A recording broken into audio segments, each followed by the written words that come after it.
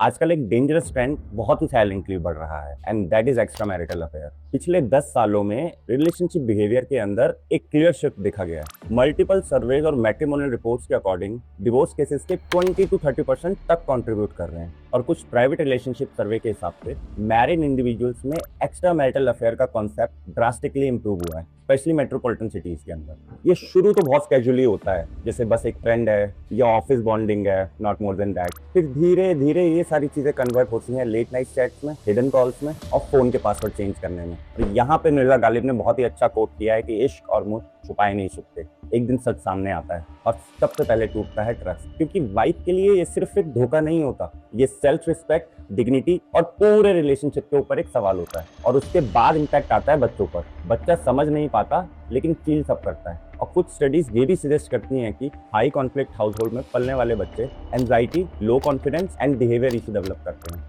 और फिर सारी सिचुएशन उठ के लीगल जोन में आती है। पहले क्रुएलिटी के ग्राउंड्स पे डिवोर्स फाइल होता है, फिर डेली एक्सपेंसेस के लिए मेंटेनेंस फाइल होता है और फिर बच्चे की अपब्रिंगिंग के लिए चाइल्ड कस्टडी फाइल होता है। अब ये सिर्फ उस एक पर्सनल चॉइस से होता है जो पूरे फैमिली को एक लीगल वॉर में ढकेल देता है। और सबसे बड़ी बात, ये सिर्फ दो लोगों के बीच में नहीं रहता, ये माँ बाप के साथ बच्चों की भी जिंदगियां बर्बाद करता है। तो सवाल ये नहीं है कि आपका अफेयर छुप जाएगा या नहीं, सवाल ये है तो क्या उसके कॉन्सिक्वेंसेस भी हैंडल कर पाओगे। Because once the relationship is break, सिर्फ फैमिली नहीं पूरा सिस्टम टूट जाता है। If you are already facing this situation, understand your legal rights before it's too late.